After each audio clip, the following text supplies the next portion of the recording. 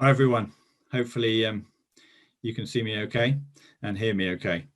I'd like to welcome everyone to this. It's our first Zoom client evening. Hope you find it interesting and informative. And a big thank you to all our clients for bearing with us through the difficulties of COVID generally in the hospital and out on the road.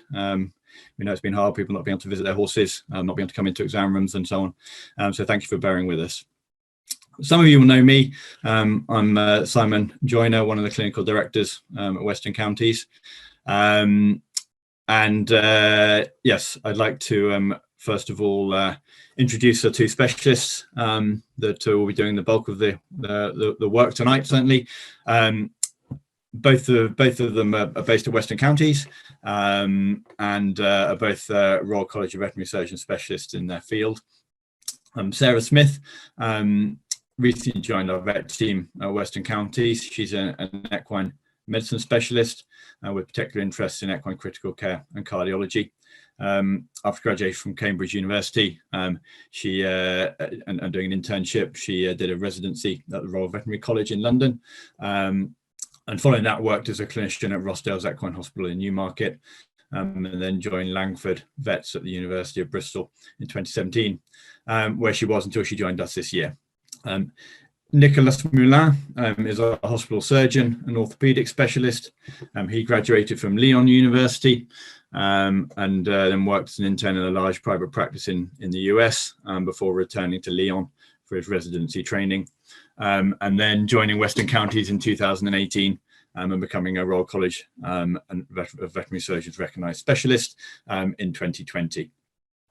Also thanks to Renata Weller, who's head of CVS Learning and Development and a diagnostic imaging specialist vet, but who's in the current situation turned her hand to Zoom technical support. And so thanks to her for her help with the technical aspects of this evening. So the theme for this evening really is poor performance, but the main idea of that was to enable to stimulate some questions from the audience, so what we plan to do is present a couple of different cases and the different aspects of those cases, but please feel free to ask questions via the question and answer button, and then we will incorporate those and try and answer them as we go along. So once again, thanks for joining us, and without any further ado, I will pass over to Nick Moulin to start the cases. Hello everybody, thank you for joining. All right, so our first case is Poppy, a 10-year-old New Forest mare that has been presented for behavior changes. She's been with her current owners for the last 5 years. Here is the first video of the main complaint.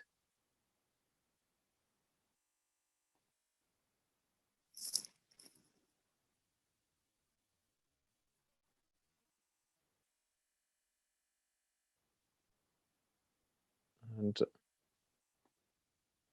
when being launched.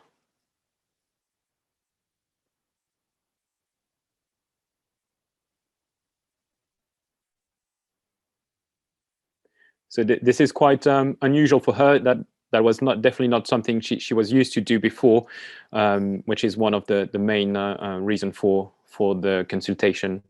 Nick, I don't know how good everyone else's internet connection is, but from where I am, I've seen those videos before, and I know that she's bucking quite frequently, but actually on the video I can see it keeps cutting out. So on the video, for those that could not see, as Sarah said, we can see her bucking quite a lot, either being ridden or while being launched on the second video.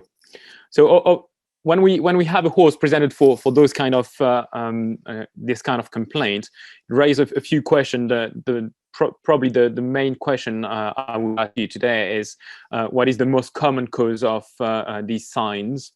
I think you'll be able to vote soon. So probably the first reason would be is it a lameness? Is it gastric ulceration, ovarian tumor, bad behavior, dental disease, back pain, or neurological disease?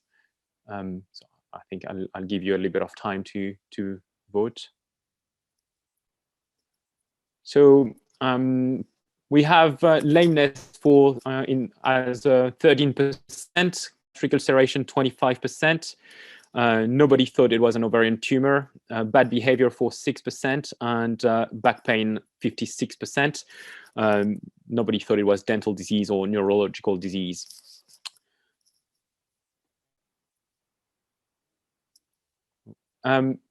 So the first thing we'll do, obviously, although it could be bad behavior, the most commonly we are dealing with pain, which can be either, as you thought, back pain or lameness or gastric ulceration, which are the most common disease or disorder we can find. So the first thing we'll have to do is an orthopedic examination with a thorough inspection and palpation manipulation of the limb, the neck and the back. Try to look for any painful response or reluctance for the palpation. The second part of that exam would be a dynamic examination, first on a straight line, lunging on either to either direction on a hard surface or soft surface. Sometimes, depending on the complaint, we sometimes have to look at the horse being ridden. That's most of the time where we can actually really see the main complaint to try to address the problem the best we can. Some of the lameness and poor performance or behavior issues also are not always straightforward, and we can sometimes end up having to deal with a multiple limb lameness, in which case it's always difficult to know which one is actually primary. Is it, are we dealing with two separate lamenesses? Are we dealing with one lameness and a compensatory lameness? Do we have a secondary injury? So all that needs to be a question we need to answer. And within the last few years, people have developed some new systems that are with the goal of having an objective assessment of the lameness. We are using at Western Counties, we are using the DACVIM system, but obviously there are different other type of those kind of systems, like the lameness locator. I've put what it looks like on this slide, so you can see this horse with some sensors that are placed on the poll, on the wither, and 3 are placed on the pelvis of the horse, so on the tuba coxae and the tuba sacrale at the top. The goal of the sensors is to measure the vertical movement of the head, the pole of the wither and the pelvis, and compare that to the phase of the gait. And this is kind of the result we can have. So here, this horse had in this example, this horse had a left fore and a left hind limb lameness. So we can see that because we have the measurement here that all indicates a left hind limb lameness. So that means that the center on the left hip is moving a little bit more, 11 millimeter to the left, down 19 millimeter to the top, higher than on the right. It gives us also measurement at the front, which are quite interesting. We can see that the pole on the which is the blue marks, all indicates a left forelimb lameness as well. However, when you look at the wither, it seems to have a right fore lameness. So that is something we often see when the left forelimb lameness is actually a compensation for the left hind limb lameness, which seems to indicate that this horse is suffering from a primary left hind limb lameness, and most probably the forelimb lameness is just a compensation and does not need to be addressed first in the diagnosis. So the second part of the orthopedic examination would be to do some diagnostic anesthesia, including the nerve blocks or intra-articular anesthesia. The goal of all that is to actually, once we have isolated the lameness to one limb, is to actually find the source of lameness and try to pinpoint the the area of interest is sometimes quite difficult, and that's why we need to use those nerve blocks. The reason having to spend the money for a lot of X-ray when we can only take the X-ray of one. The main reason is also to be able to discuss whether this the findings on the X-ray or the ultrasound are actually clinically significant, because it's quite common that when you take an X-ray, you end up finding something that may not be the reason why the horse is lame. So at least if you've been able to nerve block or block with the joint, you know that what you have found is actually significant. The other thing quite handy with the objective measurement of the lameness is that we can compare the result to the previous baseline. So this is, for example, an example of a horse that was suffering from a stifle injury. So I've put the result of the lameness locator on the top left here, so as a reminder. And this is what we obtained after nerve block, doing the intra-articular block of the stifle. So you can see that on the hind limb, all the measurements have significantly reduced, or now like close to the midline. And interestingly, without doing any nerve block on the forelimb, that seems to have significantly reduced. So we can definitely say that by blocking the stifle joint on this example, we have made an improvement, and that also that the left forelimb was a compensation for that hind limb lameness. Next step is to actually take some X-ray or perform an ultrasound. So here is some example of X-ray we can have.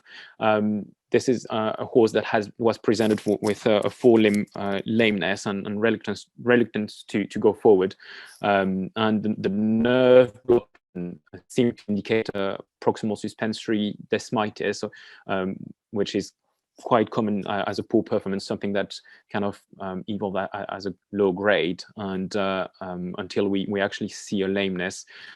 Interestingly, when we took the X-ray, we could definitely see a significant difference between the left and the right forelimb.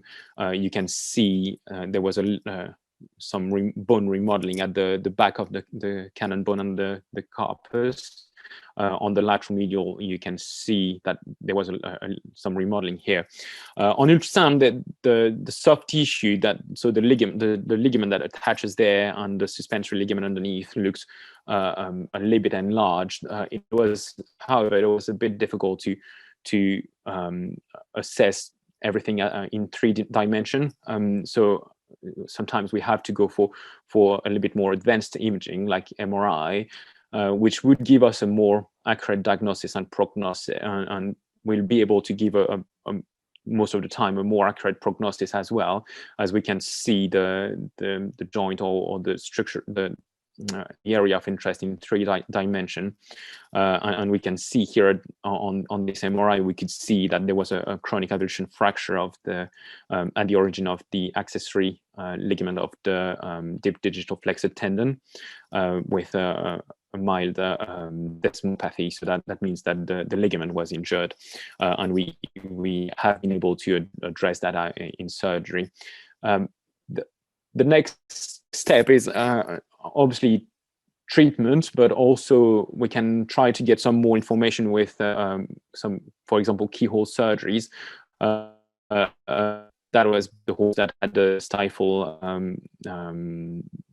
block, and you can see on that image that there was some cartilage defect at the bottom of the femur, which was creating some inflammation.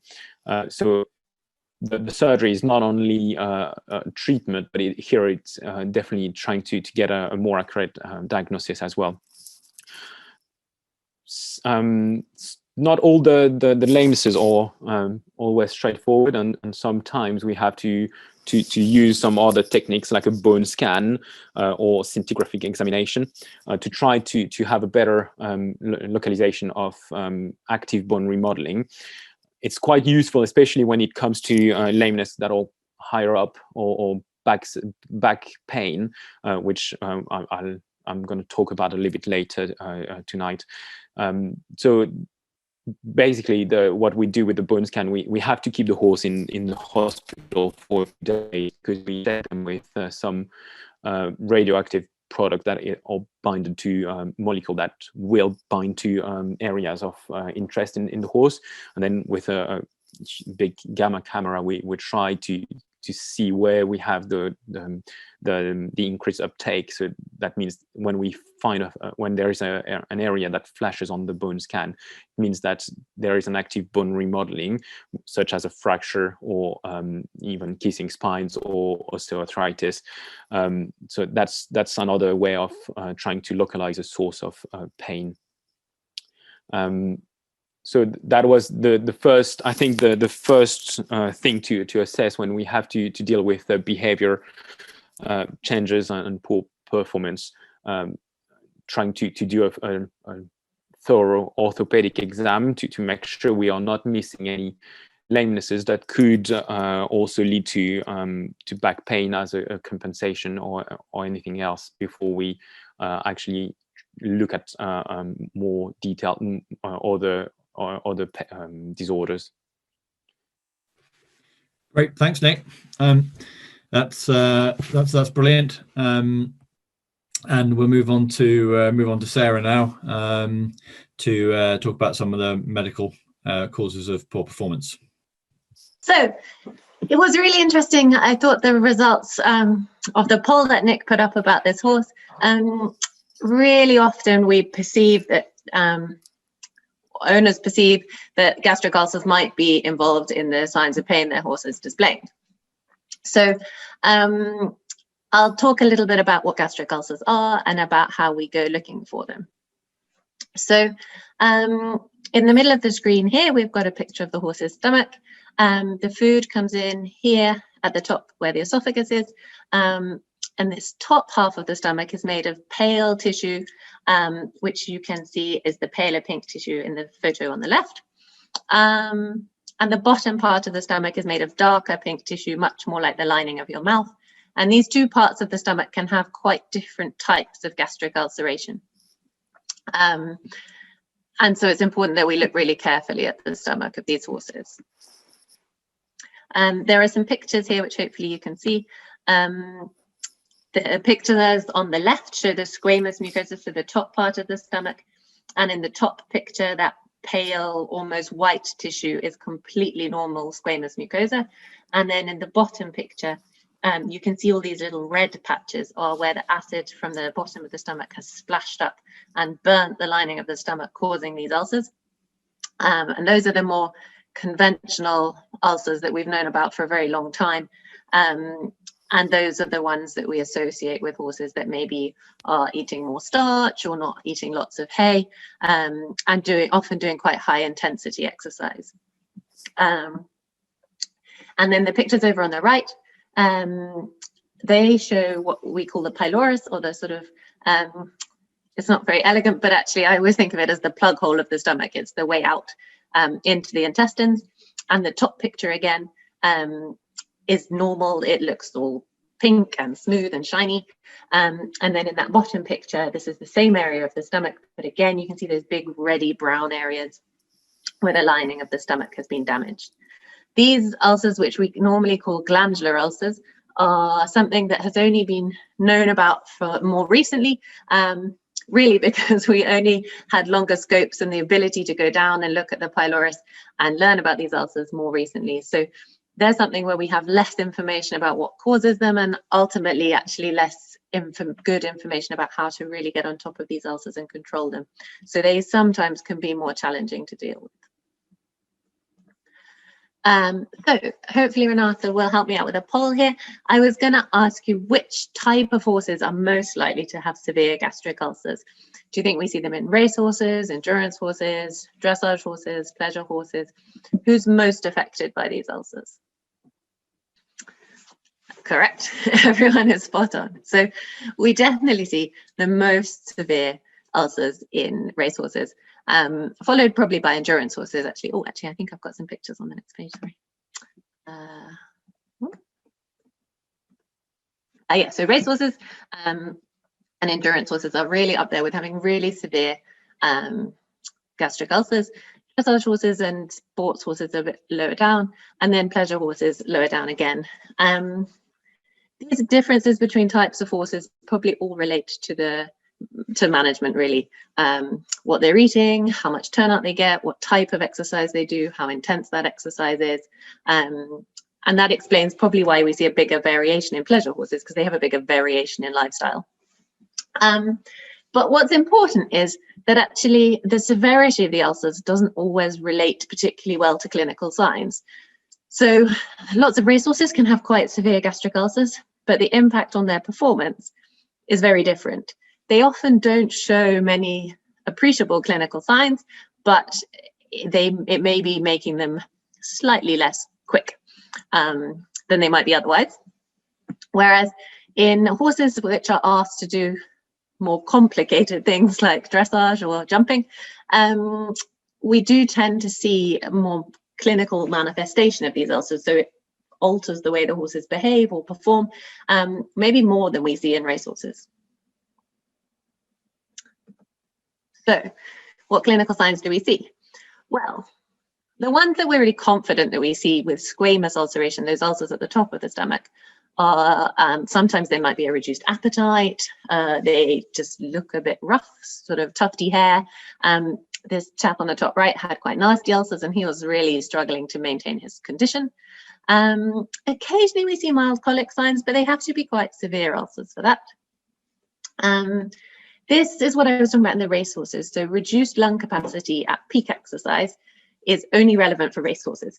You only need that tiny last bit of your lung capacity if you're going flat out.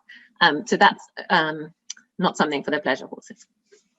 And then these attitude changes and poor performance that we see, it is something that we actually have less evidence about the association with gastric ulcers. So we know that some horses will be girthy or buck or bolt, or conversely refuse to move forwards well with their gastric ulcers, but the association is not foolproof. So some horses can have gastric ulcers and perform fine and seem unbothered by them, and other horses can have really mild gastric ulcers that it really seemed to affect them. So how do we go looking for these gastric ulcers? And I think this is something where every so often another test pops up where people think there might be a way of looking for gastric ulcers from outside of the horse. And that for a little while there was a fecal blood test being marketed, but none of those tests are reliable. So if you really want to answer the question, does my horse have gastric ulcers, then gastroscopy is the thing that we need to do. So it involves us, your horse needs to have the food withheld for a minimum of 8 hours. It varies a little bit. Sometimes we like to stay longer than that, particularly if your horse is a really good eater and they pack their stomach full of hay. It can take more than 8 hours to go away. We then withhold their water just for a couple of hours before the gastroscopy, only because if they have a really big drink right before we scope them, then the whole stomach is under the sea and we can't see what's going on. Then we give them a little bit of sedation. They stay standing up, but just a little bit of sedation so that they don't mind us. And then you could see in that previous picture, we pop the scope up their nose, down their esophagus, into the stomach, and have a good look around. So the other thing that we had on our questionnaire when we were talking about what might be bothering that pony that we could see bucking, lameness is definitely top of our list of things that can cause horses to display these kind of signs. And then we definitely would consider gastroscopy as well. But in a mare, the other thing that sometimes it's important to consider is ovarian problems. So in some horses, it can just be prominent estrus behavior. If that was the case, we'd expect to see a cyclical pattern. So with the cycle of the mares every 3 weeks, you might see the behavior recurring. And that can be a really useful thing. Sometimes it's really useful to keep a diary of their behavior and just note down, you know, rode today completely fine, or rode today really dreadful. And then over a month or two, sometimes you start to see a pattern develop. And then the other thing I thought it was interesting to mention is granulosa cell tumors. So these are the most common type of ovarian tumor that we see. They are benign, they don't metastasize anywhere else in the horse, they just stay in that one ovary. And you can see a picture of one on the right. A normal ovary would be much smaller than this and not have this sort of honeycomb type appearance. And the enlargement and tumor of the ovary causes release of lots of hormones that cause the mare to become aggressive or difficult and grumpy. And actually, if the tumor gets really big, it's quite heavy and is waggling around in the abdomen on the end of its attachments, and that in itself can be quite painful. So they can also show signs of colic.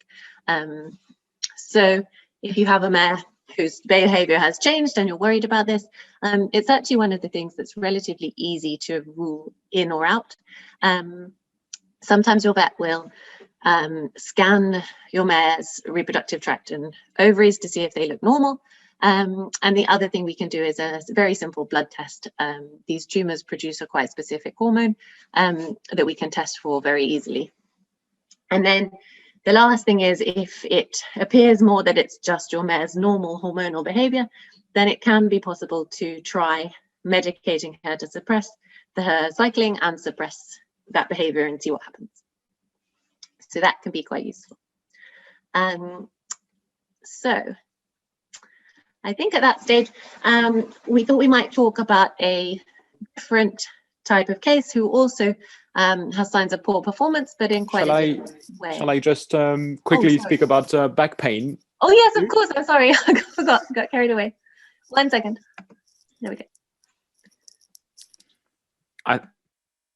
I'm sorry to interrupt like that. It's no, probably a little bit easier on the first case to discuss about that. So obviously, once we've ruled out a lameness and made sure there was nothing wrong, or find if there was a secondary back pain, because I think that happens quite often. We end up with a very mild lameness that goes unnoticed for a little while, and then the horse is trying to compensate for that lameness with the back and end up with either sacroiliac or back pain.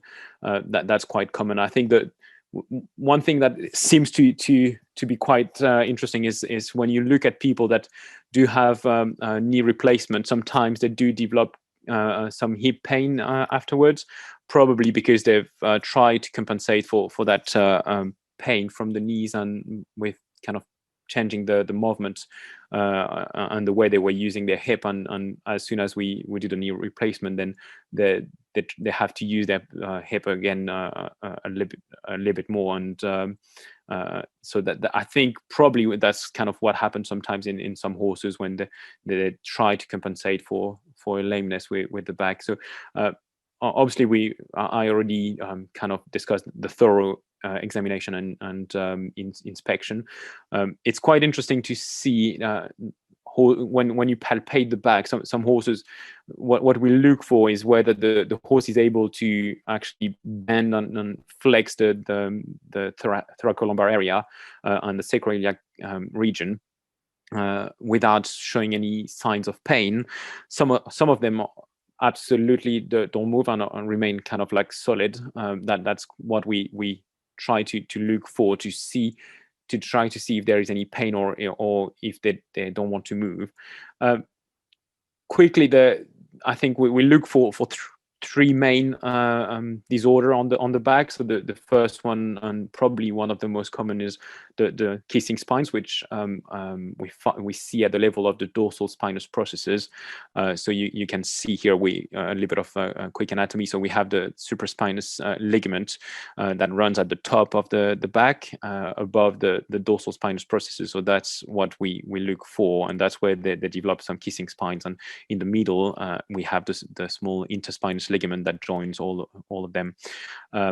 So that's the first thing we look at. Some grading have been published. So what we look for on X-rays, whether there is the density of the bone either at the front or the back of the dorsal spinous process is normal, whether that's what we call sclerosis, or on the X-ray it's going to appear quite white. The other thing is we try to see if there is any narrowing or even impingement of the dorsal spinous processes. The second thing we look at is the facet joints at the bottom of those dorsal spinous processes, because horses can develop some osteoarthritis and can have some back pain without any kissing spines. So that's something that we sometimes see, and that needs to be addressed by medication. And finally, something a little bit more challenging to assess is the sacroiliac pain. So obviously that's a little bit further back here, and that's an area that we cannot really X-ray because of the muscle and of the gluteal muscle that kind of prevent us from taking any X-ray. So the first diagnostic test that is probably the easiest, or the X-ray. So here is a back with quite severe kissing spines. So you can see that there is the space between the dorsal spinous processes is almost gone or completely gone in some areas, and we have remodeling on each side of the dorsal spinous process in every of them. So that's the horse where you have like very severe kissing spine. We would grade them as 4 out of 4 according to the scale which I just described. To look at the facet joints, we need to take some different type of X-ray with a little bit of an angle to be able to actually see the space here, as we can see. So what we look for is whether there's any bone remodeling. If what we want is them to be quite smooth without increased density, to be able. And if we find if we find any bone remodeling or thickening, that probably means that the horse is suffering from a kind of osteoarthritis of the facet joints. It's not always that straightforward. Obviously, some horses they do seem to suffer from back pain, and unfortunately we take the X-ray and we cannot see any kissing spines, or there's nothing really obvious on the oblique views. So we sometimes have to use other diagnostic tests. I was telling you about bone scan or scintigraphic examination a little bit earlier, which is probably one of the tests that gives us the most reliable answers for the sacroiliac pain. So that's what we have here. We can see with the result of the bone scan here, we have a nice view of the sacroiliac. So what we look at is whether the uptake is similar on both sides. So this is a fairly normal bone scan for a sacroiliac here. Sometimes what you have an area that becomes very, very black on the bone scan, which seems that which means that there is an increased uptake, so more bone remodeling. The good thing with obviously it's a bit of a pity because it's a quite expensive test, but it's probably one of the most reliable we have, and definitely one of the safest, because the other way to actually assess sacroiliac pain would be to do a local anesthesia. The problem is that there is some major nerves, like the sciatic nerve, that runs around, and you can sometimes end up with diffusion, and the horse gets kind of a temporary paralysis. They do fine, but it's always a little bit stressful to do that, so and always a little bit more risky for the horse. So that's probably something you keep as a last resort if you cannot really access the bone scan or anything like that. The other good thing with the bone scan is you can actually assess the facet joints here and the dorsal spinous processes. So here this horse has one hot spot. You can see the difference with the other ones. So has probably like just one kissing spine. So that actually make it, thanks to the bone scan, we can tell whether there is an active area of probable pain. The other way of assessing the sacroiliac is doing an ultrasound per rectum, but that gives us some answers, but it needs to be quite bad to be able to see, and it's not always as easy. And as I mentioned earlier, we can sometimes see some remodeling on horses that actually have no sacroiliac pain. So the interpretation of those ultrasound is not the easiest.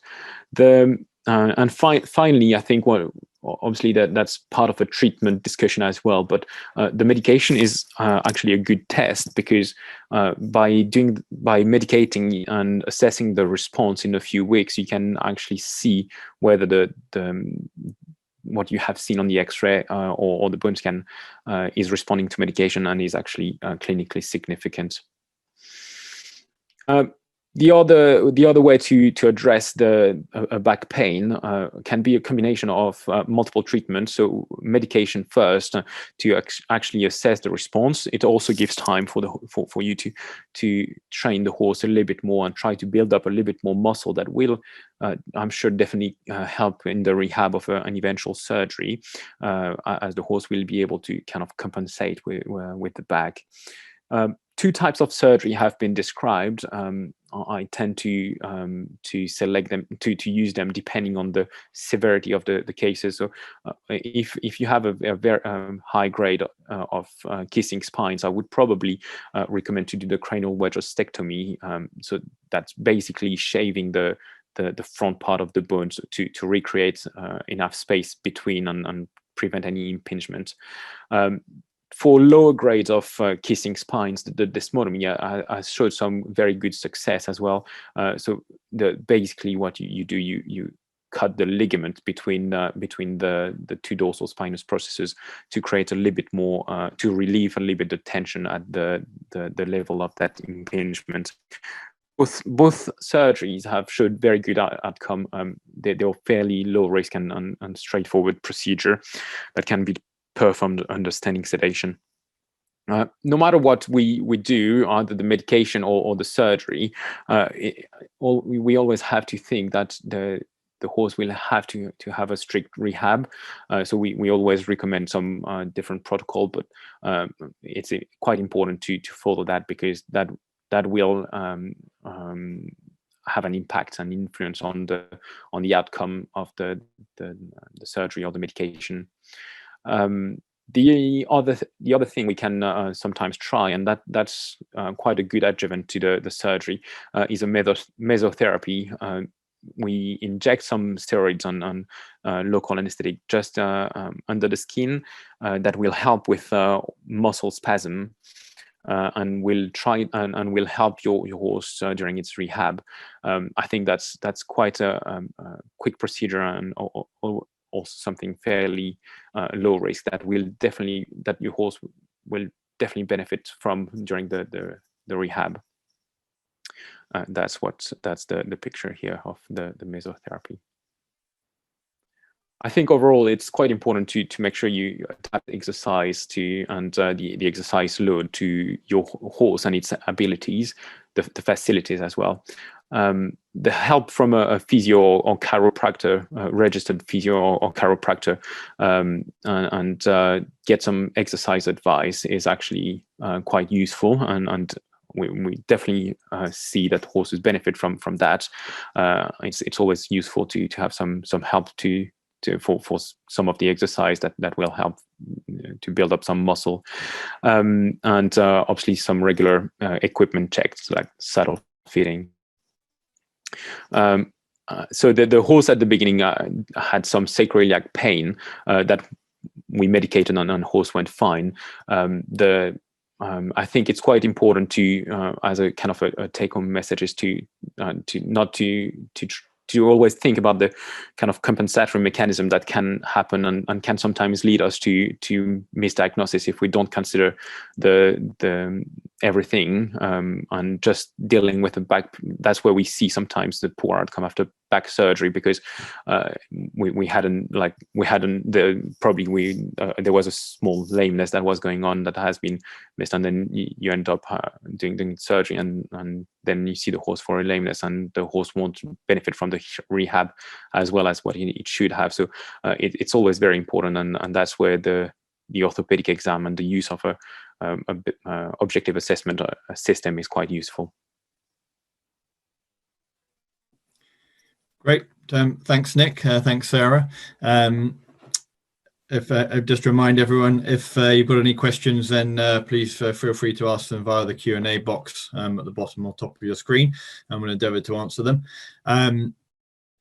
One question for Nick mainly. The equigate's obviously very useful, and the objective gait analysis for ruling out causes of lameness. Is there any use or benefit for cases of back pain, or is it possible it will be in the future? So yeah, there are some extra sensors that are being developed and tried that seems to have quite good results where we can actually assess the movement of the back. So that's definitely something to look into, and that hopefully will be available very soon. At least you can really see the difference between after doing a local anesthesia of kissing spines, for example, and actually make sure that the back pain is the issue that we need to look for. Great. And I've got one more question here. Recent research suggests that kissing spines may have a genetic and therefore hereditary link. Do you think this accounts in part for the seeming increase in the prevalence of kissing spines over recent years, or do you think other factors are more important? Yeah, I think that's a very good question, and maybe a question we don't know all the answers to, but probably over to you again. I think it's definitely a very good question. I think it's very difficult to answer whether there is a genetic or hereditary problem there. Definitely, the conformation is quite important, and that's probably why the genetic gets involved. I think the way we train or exercise the horses is also quite important. We sometimes see horses that are like ridden or jumped like six days a week or something like that, which probably have some impact on the back. And having like a quite balanced exercise program during the week is quite important as well. I agree with the fact that genetic might be an issue. I have to say that I think we see quite a lot of back pain in the Southwest anyway. So there might be something there, but I think we need to, even if the horse has a poor conformation and is probably more prone to develop that, making sure that we exercise him properly or exercise it properly and have a saddle fit and make sure that we keep some muscle on the back are definitely going to help in the future. Great. Thanks, Nick. Okay, well, we'll move on to case number 2 now, which Sarah is going to present initially. So over to you, Sarah. Thanks, Simon. Our second case, our aim today really, I suppose, was to cover a range of cases. So this horse has quite different presenting signs. He was an 8-year-old warm blood cross thoroughbred gelding. He's been with his owner for several years and evented very well at pre-novice level last year. This spring, he's lost his engine. He seems a bit tired or sluggish, lazy, lacking impulsion when he's schooled, and when he's hacked out or taken to the gallops, he's got a really increased respiratory rate after exercise and is really struggling uphill. So hopefully we can have another poll. We were curious what you thought would be the most common cause of these clinical signs. So he's tired and lacking impulsion, and is seeming really puffy after he's been worked hard. So do you think this is most likely to be caused by lameness, gastric ulceration, heart problems, Could it be a behavioral thing? Is he just lazy? Respiratory problems, back pain, or muscle pain? They were our suggestions. Great.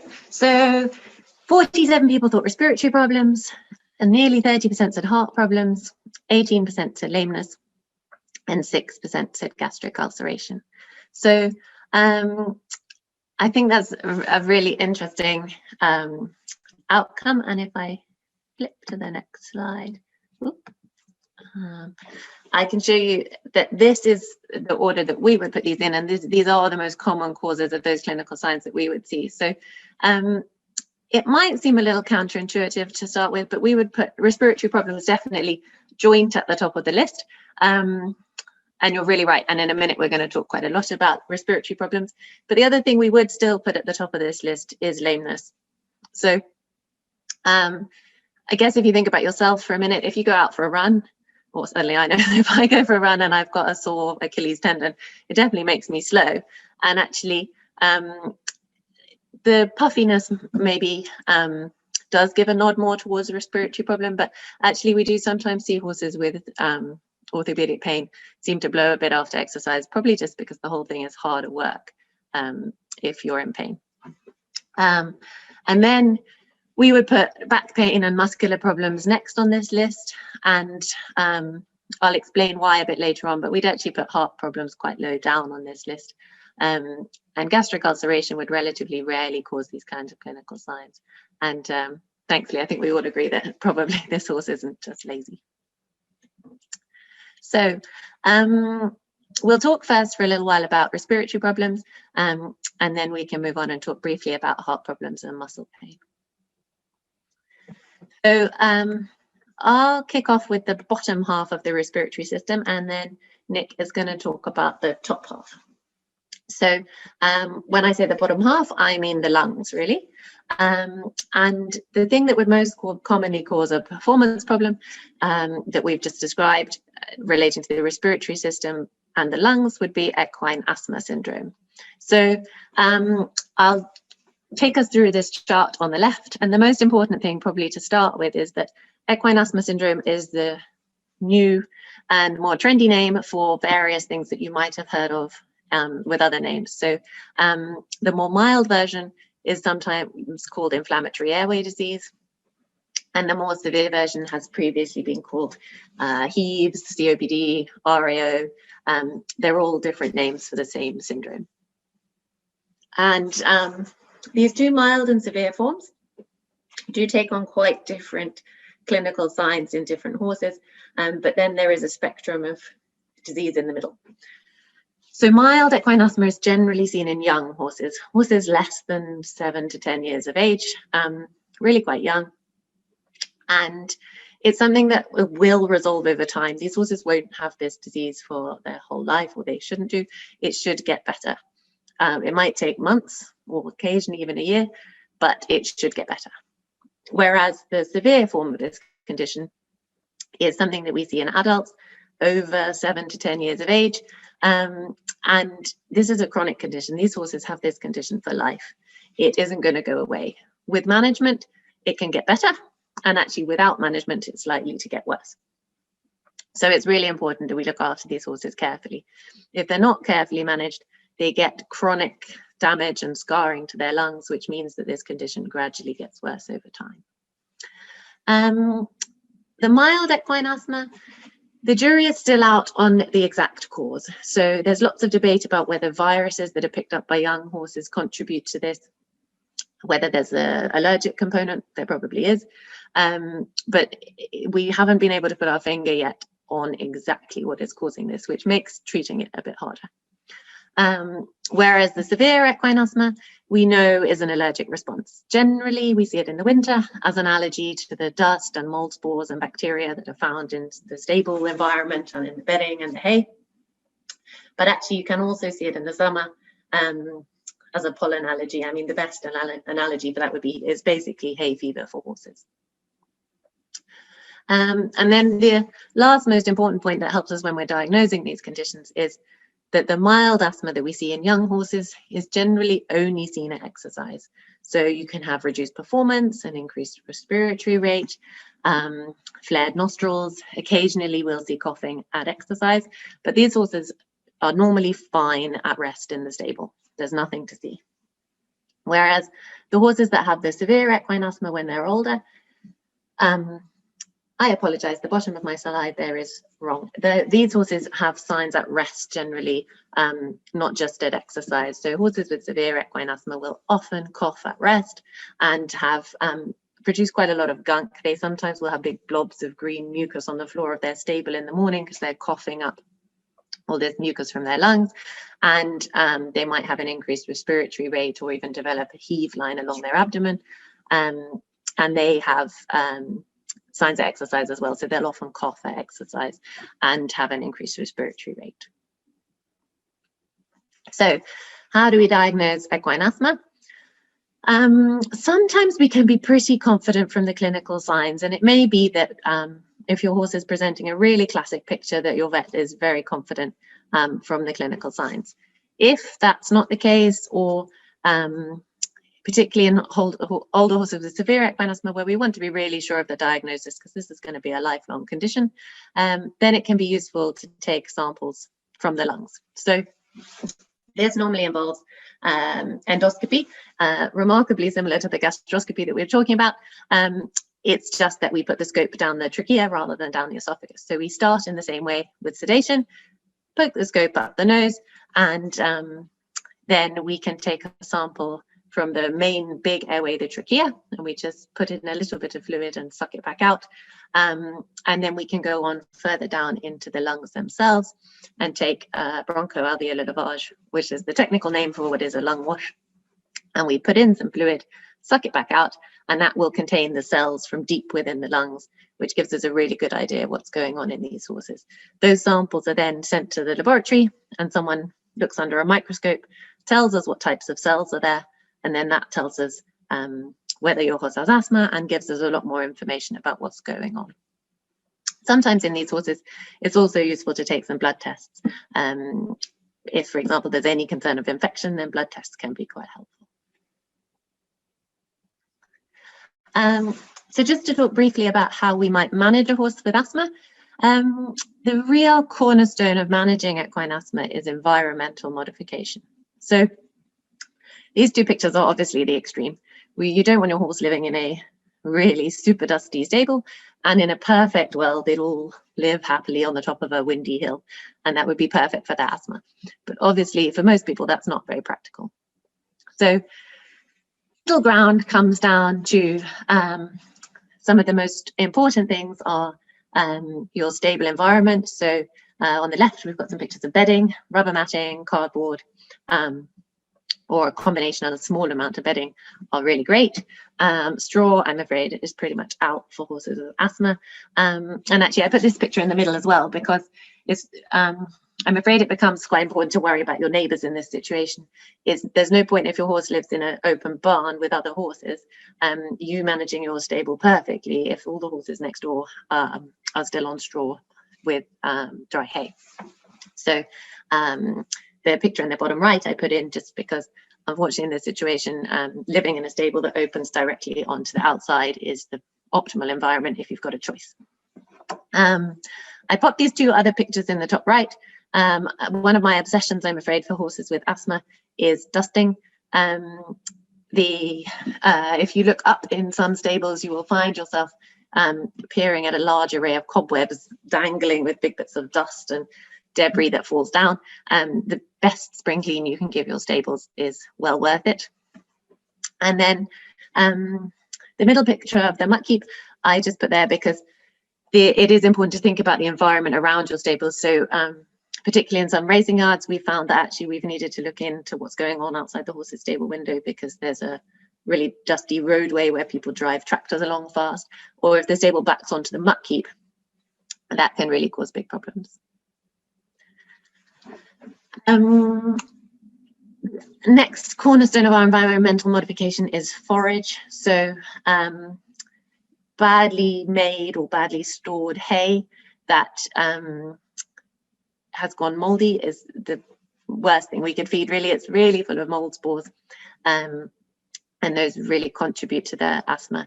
It's interesting, actually, when we take the lung wash samples, the pathologist can see mold on the microscope slide that has got all the way down into your horse's lungs. So that's particularly important. So we recommend really whatever's possible in your horse's lifestyle, but if possible, steamed hay is probably the holy grail, or haylage.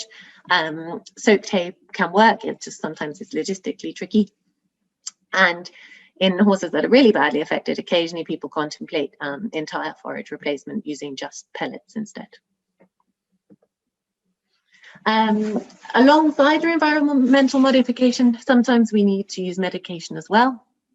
The purpose of this medication, you'll notice there's a theme in our talks probably, in the same way that in lame horses we use steroids to reduce inflammation in joints, or in Nicolas putting steroids in the horse's back to reduce the inflammation.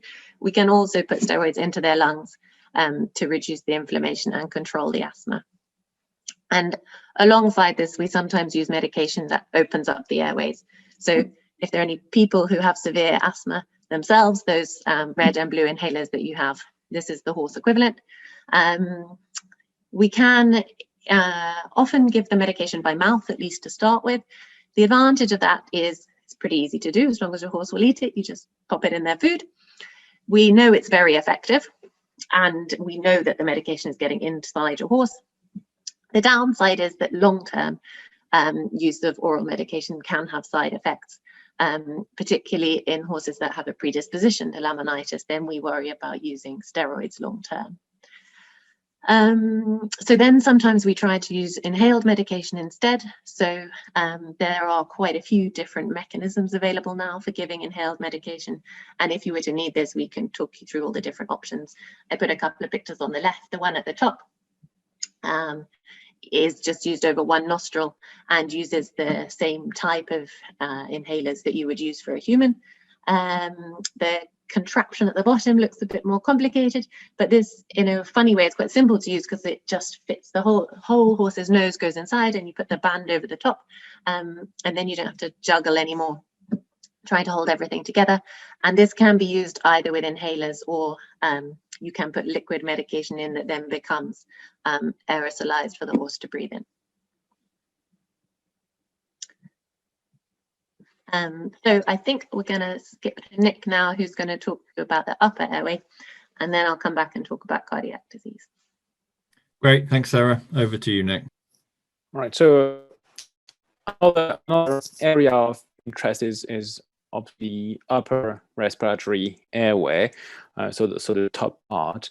That we have to consider the upper respiratory tract as a kind of a pipe that is going to bring all the air to the lungs, and basically it's a bit like if you plug your hose pipe and there is a kink, you will hear some noise, and there will be obviously less water coming at the end. So everything that will create kind of an obstruction of the airway will result with less oxygen delivered to the lungs, and obviously less oxygen available for all the metabolism. The first thing that we'll have to probably do is look at your horse and do a clinical examination to see if there is any respiratory noise associated with that poor performance. Once we've made sure of that, the first step would be to do an endoscopy at rest, to look a little bit at if there is anything abnormal. So there are a few pictures here on the left side, so you can see it's a picture of the larynx. So at the top, the two arytenoids that looks similar. That's what we want to see. There is a nice abduction of both of them. The vocal cord at the bottom, which can sometimes be responsible for some noise, as well as the two small kind of like ventricles on each side, so small holes here that do create some noise sometimes. What can happen is the one of them can be kind of paralyzed and become like and is not able to move at all and remains always in the same place, which creates kind of an obstruction for the air to reach the trachea. Just in front of the larynx, we have the epiglottis in the middle. We can see on the picture in the center of the slide, which should be on top of the soft palate, which is what we can see at the very bottom.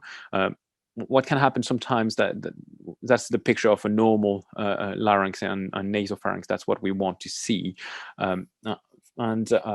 there's another picture at the top where you can see the two guttural pouch mycosis on each the two guttural pouch, sorry, that can be seen on each side of the nasopharynx.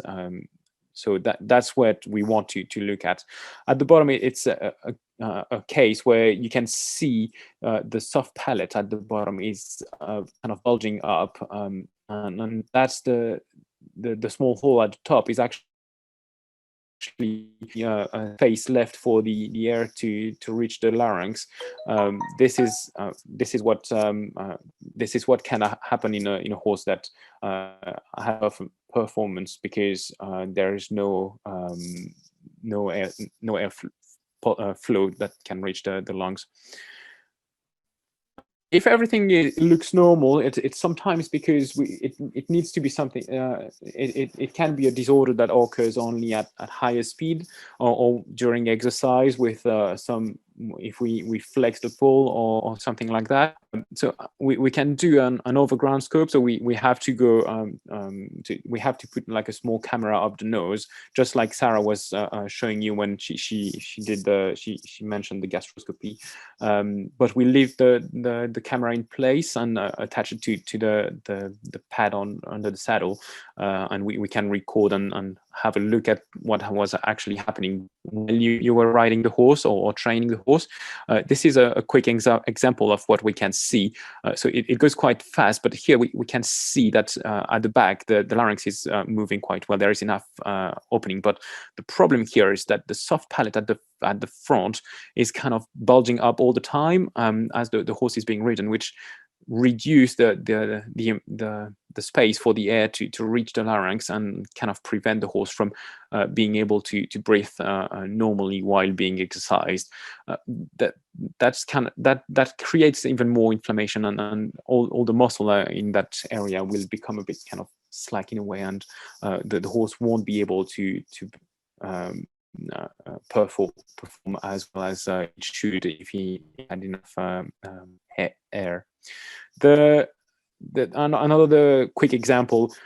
So here we can see what I was telling you about when there is a paralysis of the larynx. So here this horse is suffering from a severe left laryngeal hemiplegia. So the larynx, the arytenoid on the left side, is kind of bulging in and preventing the air from the trachea. So that's something that can happen sometimes. And prevent the horse from performing as well as it should. There are obviously other conditions that can occur at higher speed, and probably something we see more often in race horses or eventers. The small aryepiglottic folds that can collapse on the inside. So you can see those two small folds on each side on the picture on the top right, or kind of like collapsing into the larynx and reducing again the space for the air to reach the trachea. So that's kind of an uncommon finding, but this is something that can happen. Probably one of the most common disorder we see sometimes in race horses and probably eventers sometimes is a dorsal displacement of the soft palate. So if we go back to the slide before, the slide before, this is the image in the middle. You can see the epiglottis on top of the soft palate, and here in the picture on the bottom right, you can see the soft palate has kind of displaced dorsally and is now above the epiglottis, which prevents the horse from breathing normally, and the horse has to swallow all the time to try to replace its palate. So that can be a cause of poor performance. Once we've done all that, if we have like any suspicion, like or sometimes we don't see anything yet. Still, there is still some questioning on what is actually wrong. We can have some other diagnostic test available for this case here, the first one with the palatal instability, where the soft palate is kind of bulging and up and preventing the horse from breathing. The soft palate looks quite inflamed on oral examination. So the next step would be to probably take some X-ray to make sure there is no metallic foreign body or anything abnormal, like a mass or something that would kind of push that soft palate. So everything was fairly normal on X-ray. So the next step is probably the head CT scan, something we can most of the time do under standing sedation. Some horses, unfortunately, sometimes have to be put under general anesthetic for that. They have to go through a big machine, so sometimes a bit scary. In this case, we can see the soft palate here on the image in the center is very thick, so it should be a thin kind of thin line of tissue, and here it was up to almost 3 centimeters, so way thicker than it should, and we can see it from the side, and so that gives us a 3D image of what's happening, and we can see the soft palate is actually much bigger than a small kind of a very thin layer at the back of the hard palate here. So that gives us also more information. The other good thing with the CT is sometimes some horses can develop some sinusitis, which could also impair the airway, and the CT would definitely help us in visualizing everything, because we can see the sinus, and if there is any sinusitis, we'll be able to tell from the CT. X-ray is still quite a good option. Yeah, sometimes not very easy, because we all have there is a lot of kind of small bones in the sinuses, and sometimes quite difficult to see. So the CT is definitely the next step to go once after the X-ray. Treatment option is it's kind of difficult to discuss all the possible treatment available for horses that have some upper respiratory condition. Some horses just needs a little bit of rest and probably a little bit of medication like antibiotics and steroids to try to reduce inflammation in the larynx and before they actually go back, because the problem is the more kind of turbulence we have, the more in the windpipe, the more inflammation we have, and it's just kind of a vicious circle that needs to be interrupted so the horse can resume normal exercise. There are quite a lot of different types of surgery that are available to us, like sinoscopy, which is probably the most common we do when we suspect a sinusitis. So put a small camera in the sinuses to have a complete assessment of what's happening, and then decide what needs to be done. Within the last few years, some minimal invasive laser surgery have been developed, especially for all the larynx problems, such as the vocal cord paralysis or epiglottic entrapment. All that can be done through the channel of the endoscope. So we actually see what we are doing with the laser into the larynx without having to make any incision. So that's kind of what we have on the right side of the screen. And finally, slightly more invasive surgeries where we have to actually open up the trachea or the larynx to treat a lesion. So that the upper respiratory tract is definitely something to assess when your horse is having some poor performance disorders.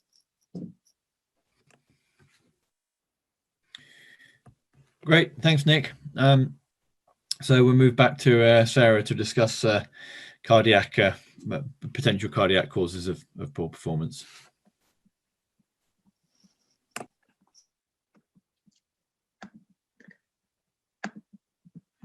Yeah. Great. So,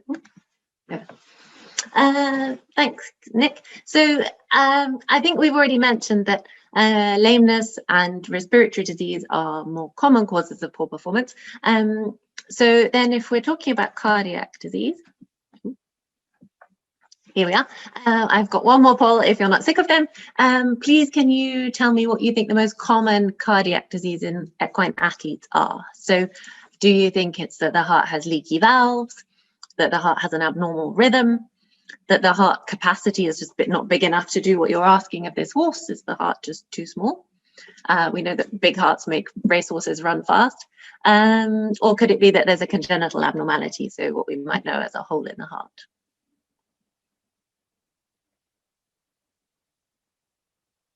Also, actually, I've asked a naughty question. I have asked what's the most common disease, not what is necessarily the most common cause of slow performance.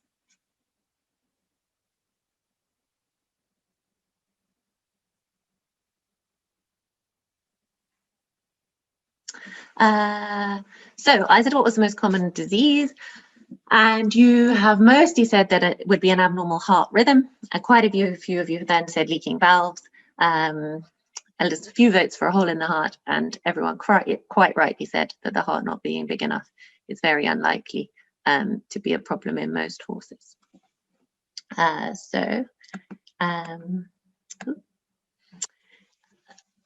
I may have been a bit misleading with my question, because I did ask what was the most common cardiac disease, and the answer is leaky valves. So the thing that we would see most commonly on a daily basis in normal horses who are expected to be athletes is that they have leaky heart valves. Some of them, you're quite right, will have an abnormal heart rhythm, and that is arguably probably the thing that causes most problems, the abnormal rhythm. Inadequate cardiac capacity, unless you're up there competing with Frankel, is probably not a problem. It is an interesting area in racehorses where heart size is associated with success, but for non-racehorses, it's not relevant. And then, quite rightly, you all said that holes in the heart are relatively rare. If they occur, they can cause big problems, but they're not particularly common. So I'll go on to explain how we might investigate a horse that we think has heart disease. The most common investigations that we would do are, well, the first thing is just to have a really good listen with our stethoscope. You can tell a huge amount with your stethoscope. Often we'll be able to tell if we think there are leaking valves. We might know with our stethoscope which valves are leaking, and we can check that the heart rhythm is regular. If the heart rhythm isn't regular with a stethoscope, sometimes you can't tell what the problem is, but you can certainly differentiate regular and not regular. Once we've listened with our stethoscope, the next things to do are a ultrasound scan of the heart. So this picture at the bottom here is, you can see the heart beating there quite nicely. That big circle on the left is the left ventricle, and the color is showing us the blood flowing back and forth through the mitral valve. And in fact, in this horse, the green blood represents the fact that there is some blood leaking the wrong way through this horse's valve. The other thing that we often will need to do is what you would probably know as an ECG or electrocardiography. That's what's going on in this horse in the picture on the left. He is wired up, ready for his exercising ECG. So this measures the electrical activity of the heart and tells us whether the beating is regular or irregular. And these days, thanks to the wonders of technology, it's really easy to do. And we can put this little box and these wires to the little pads onto your horse. And then often what we'll ask is for you to ride the horse. And that gives us the best idea of how the heart's functioning during ridden exercise. The little box transmits to my computer, and then I can see what's going on. It works really easily.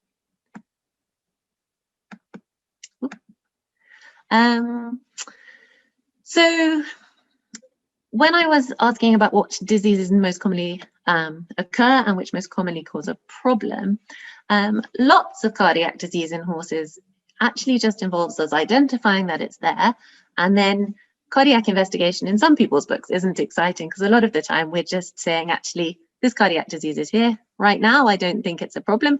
You can keep riding, but I just want to keep an eye on it over time. So a lot of cardiac disease we will monitor with the ECG. So that electrocardiography that I was talking about, where we put the little pads on the box and you ride the horse, makes a printout like we can see on the left here of the horse's heart rhythm. And then I can work out from that whether we're worried or not.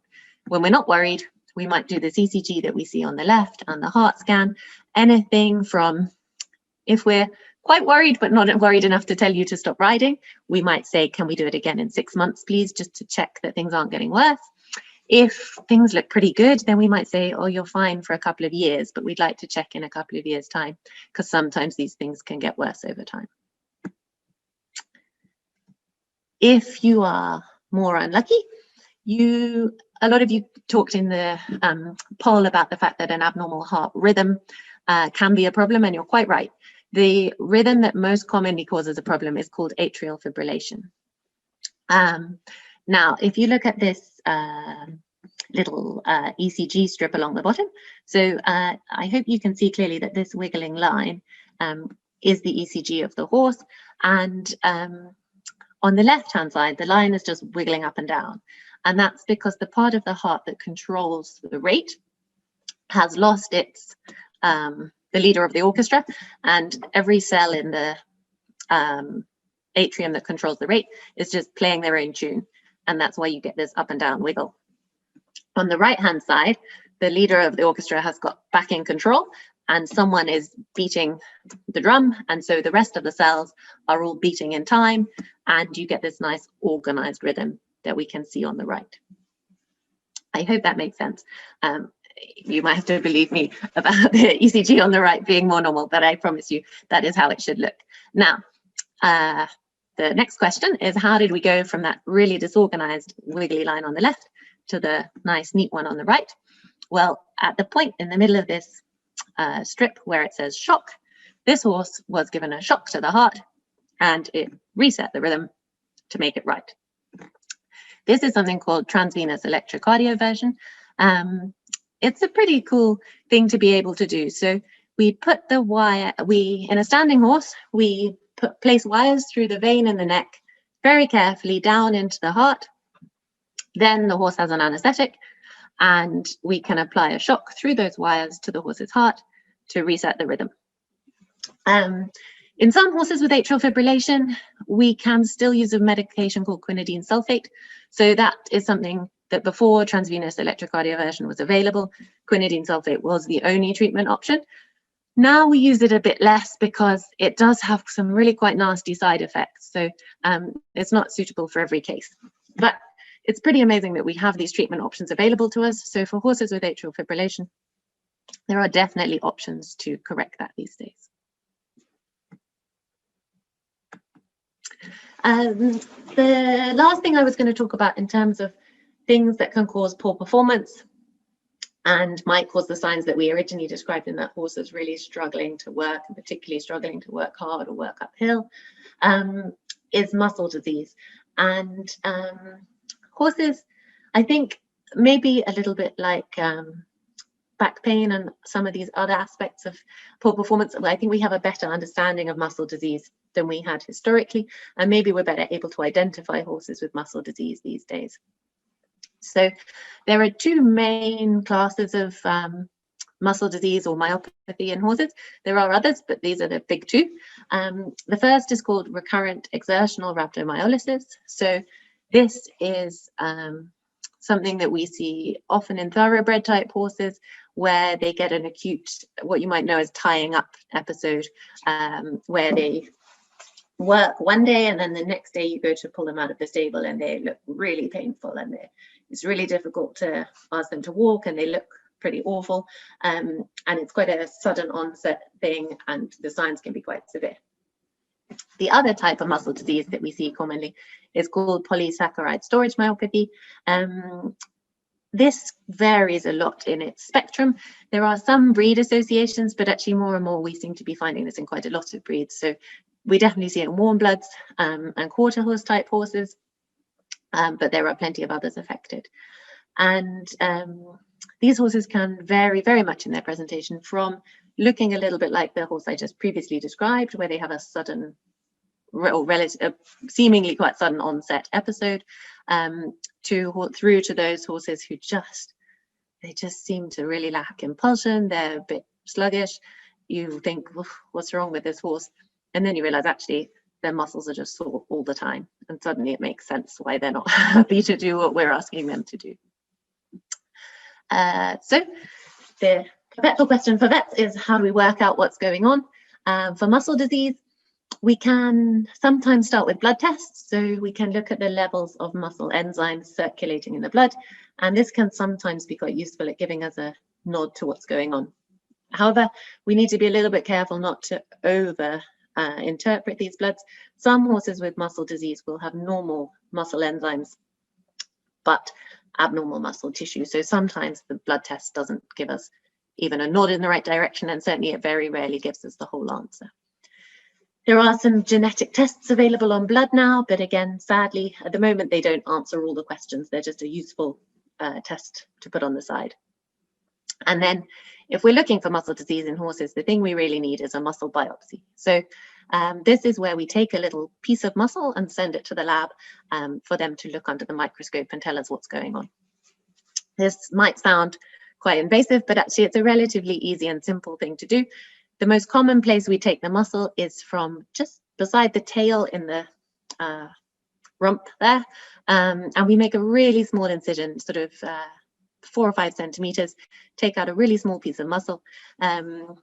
It's slightly high maintenance. The lab that looks at these muscle samples at the Royal Veterinary College in London are really specialist in what they do, and really the best, certainly in Europe, but probably one of the best labs in the world. But they have quite a demanding protocol, and they like to have a piece of fresh muscle as well as a piece of muscle preserved in formalin. So we do have to send the samples overnight on ice. But that gives us the maximum information about what's going on in these horses. And they really are producing some really interesting information, both about individual horses, but also contributing to research in the future about what might be wrong with these horses. So how can we manage these muscle diseases? It might seem frustrating, and certainly I'm afraid for muscle disease, there's no wonder drug. We can't give these horses one particular thing that's going to just make it all okay. A lot of this comes down to dietary modification. We supplement these horses with vitamin E and salts often, and then exercise programs and management are really key. So the reason I put the diary in the picture on the left is that having a really consistent pedantic exercise schedule and turnout schedule is key for these horses. Having no sudden increases or decreases in exercise is really important. So I can see the question flashing away, so I shall stop. I just thought I'd wrap up by saying that in these horses that we've been talking about, when we see a big change in behavior, if you've known your horse for a while and they used to be a really lovely horse, and now they're not, or they used to work really well and now they don't, the chances are that that is caused by a pain. It's just sometimes challenging to hunt down that source of pain. So definitely discuss it with your vet. Sometimes it seems counterintuitive, but the most common cause of these problems is often lameness. So just asking your vet to help you have a look and see whether there could be any lameness going on is a really good place to start. And we're always here to help and discuss these cases. So chatting with your vet is a very good place to start. Great. Thanks, Sarah. Really useful and informative. At least I found it really useful and informative from both of you. Nick and I have been arguing about what was actually the diagnosis for case number 2. Nick reckons atrial fibrillation, and I reckon inflammatory airway disease. So perhaps you can answer our argument. I think in this case it was inflammatory airway disease. The horse was a relatively young horse and had mild equine asthma that and did respond really well to inhaled steroid medication. So quite a satisfying case from that point of view. Great. Well, we haven't got any questions currently otherwise. So unless anything pops up in the next few seconds, I'd just like to, oh, hang on, we've got one now. what are the most common performance-based injuries you see? What factors do you think contributes to these injuries, and what can owners do to prevent them? So I guess this is relating largely to, we're going to be talking about sort of musculoskeletal type performance injuries as opposed to traumatic injuries, which I guess means this is heading in your direction again, Nick. So I think probably one of the most common one is the proximal suspensory. It seems to it's never an easy diagnosis to kind of put, because this structure is a little bit kind of special in the horse with structure with ligament constituted with ligament fibers, tendon, and fat, and so it's kind of the one that is the most common. Obviously, it's always difficult to answer such a general question, because horses that, like race horses, will have completely different injuries than obviously a dressage horse or an eventer or a show jumper. But I feel like the suspensory is probably one of the most common we see, followed by the tendon that or the next structures that can be injured. Factor wise, I think there is a it's really multifactorial, with a large influence and impact on the surface and the way we train the horses, and the type of exercise we ask them. Obviously, a horse that is jumping quite high very often is probably going to develop more lesions than a horse with a training on the flat on a few jumps during the week. So I would probably say that horses know how, they usually know how to jump, and they don't need to jump very high very often, and probably training them with more technical kind of curves and combination is a little bit better to try to avoid those kind of injuries. That would be my I hope I've answered most of the question. Yeah, I think, as you say, Nick, that's a very, it's a broad question and a lot of different variables. But no, that's great. A couple of other questions here. If we move to, well, one that potentially for both of you, horses with PSSM1 can present with different severity of symptoms. Is that due to management, or is there a difference in phenotype, in your opinion? First. Sorry.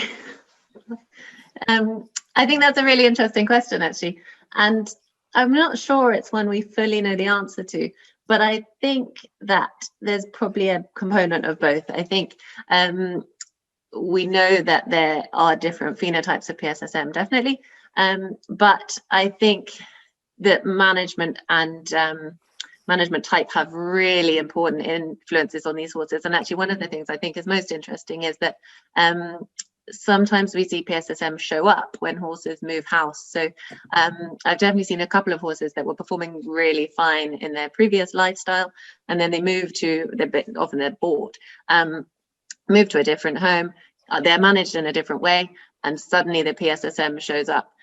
So I think that those horses give us some indication that management, it has at least as big a role as phenotype.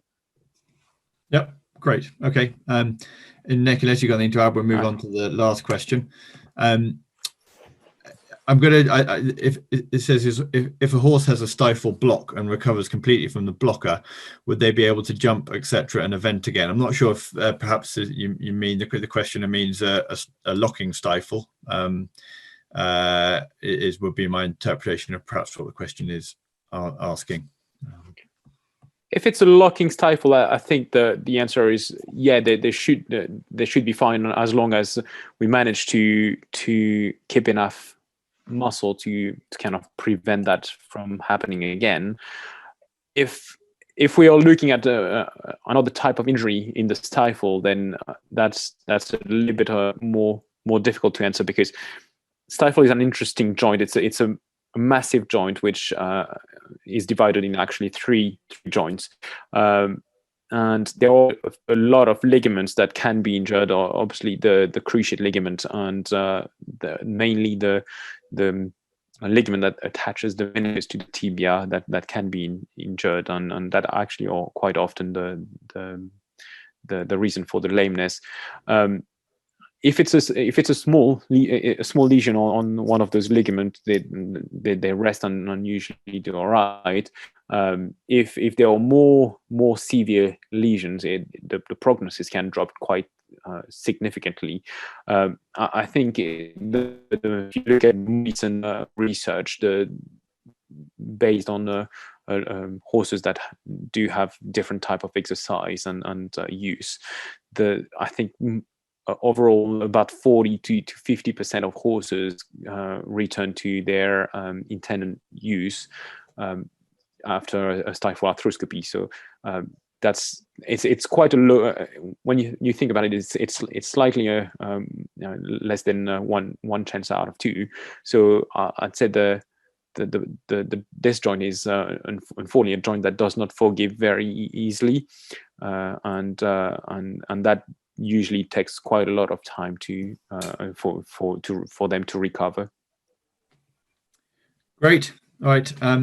Well, all that leaves for me to thank everyone for coming. We sincerely hope that before long we'll be able to welcome you back to a live client evening at the practice or somewhere else in person. But thank you for attending. We hope you found it useful and enjoyable.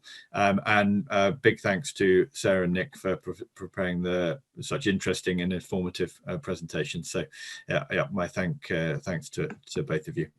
And yeah, we'll see you all next time. Thank you, everyone. Thank you very much. Thank you. Bye.